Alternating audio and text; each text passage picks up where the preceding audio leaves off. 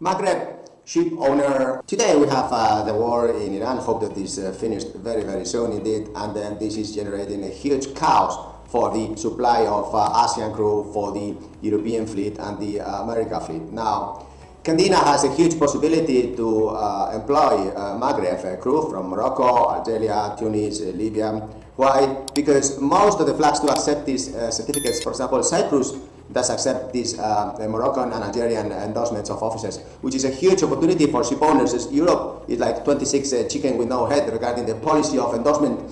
How many certificates do we accept? Does Panama and Venezuela accept, for example, Malta? No.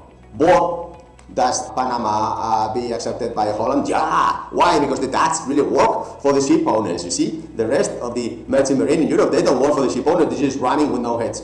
So it's a huge opportunity, dear ship owner. If you're thinking about now employing these huge volumes of ASEAN crew, Filipinos, Indians for Europe, have you thought about Candina supplying Cyprus flag officers from Algeria and Morocco? Why not? Because we are very close. The population of each country is like 46 million, same as Spain is 50-ish, around this. So, and Morocco and Algeria and Tunisia, they're going to be always close to Europe. Yeah, we are not going to be able to separate them. So it is very intelligent to have these policies. Some companies, we are starting to work with the catering. Other companies, they're thinking about further ahead, looking for the ratings. And then even more companies are thinking about the officers, which really it's a huge possibility because the education systems in Maghreb are very good indeed, same quality as in Europe. Now the numbers are very low, perhaps we need to push a bit more. But the first thing we must do, row together and work these nationalities. We see that starting to think about this big problem, but dear ship owner, why don't we think about the solution and